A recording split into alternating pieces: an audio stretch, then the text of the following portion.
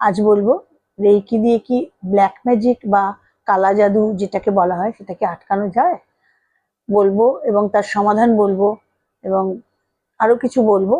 তা সেই জন্য আপনাকে পুরো ভিডিওটা দেখতে হবে এবং আমাকে লাইক শেয়ার কমেন্ট করবেন এবং সাবস্ক্রাইব করবেন চ্যানেলটিকে, এবং পাশে থাকা বেল আইকন টিপে অল অপশন টিপে দেবেন। তাহলে আমি আগামী দিনে যত ছোট ছোট টিপস পাবো আপনাদের জানাতে চেষ্টা করবো। আশা করি আপনারা উপকৃত হবে।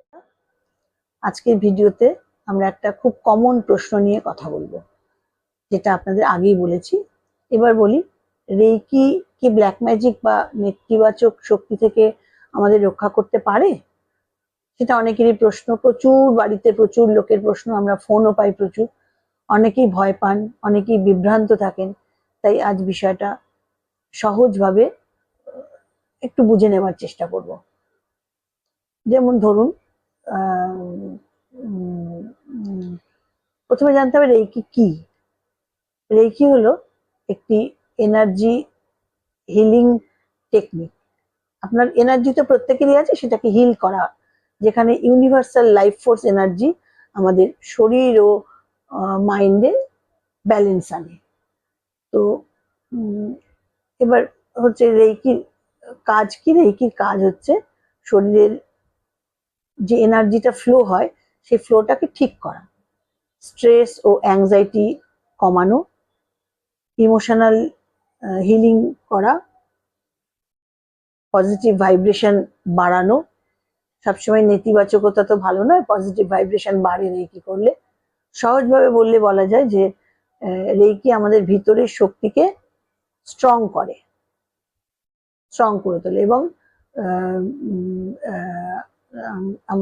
মানে আমাদের যে এবার বলি যে ব্ল্যাক ম্যাজিক নিয়ে যে বাস্তবতা, সেটা কি, সেটা প্রথমে একটা ইম্পর্টেন্ট কথা বলা দরকার। অনেক সময় আমরা যেটাকে ব্ল্যাক ম্যাজিক বা কালা জাদু ভাবি, সেটা আসলে দেখা যায় যে অতিরিক্ত ভয়, নেগেটিভ থিঙ্কিং, স্ট্রেস বা ট্রমা এগুলোই থেকে আসে। যখন মন আমাদের ভীষণ দুর্বল থাকে তখন নেগেটিভ অনুভূতি বেশি কাজ করে। যখন মনটা দুর্বল থাকে, হয়তো সবাই আমাকে হেয় করছে, ভালোবাসছে না, এরকম মনে হয়, নেগেটিভ ব্যাপারটা বেশি হতে থাকে আমাদের ভেতরে। এবার রেইকি কি এর প্রোটেকশন দিতে পারে? যদি প্রশ্ন করেন, তখন অবশ্যই রেইকি এর প্রোটেকশন দিতে পারে। ডাইরেক্টলি ব্ল্যাক ম্যাজিকের সঙ্গে রেইকি ফাইট করে না, কিন্তু এটা আপনাকে ডাইরেক্টলি স্ট্রং প্রোটেকশন দেয়।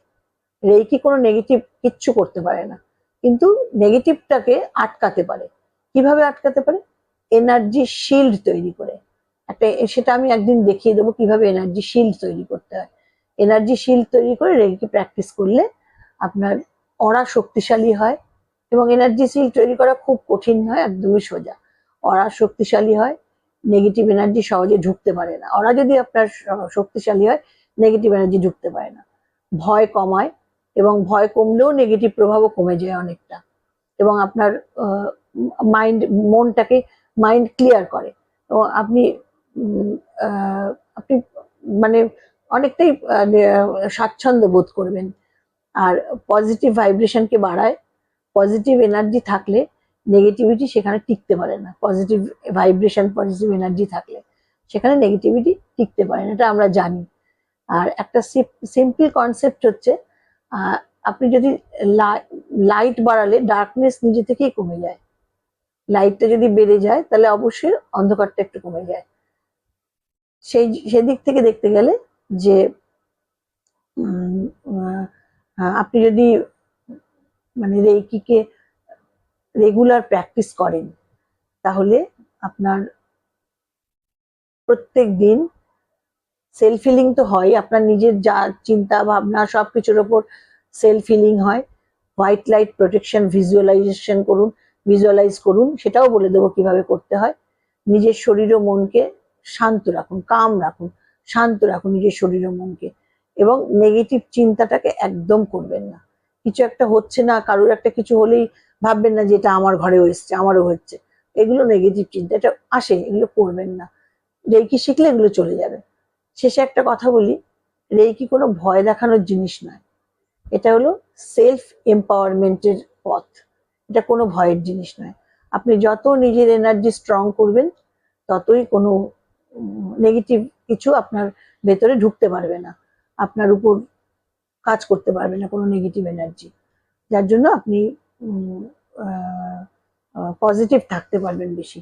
এবারে আপনাদের বলবো যে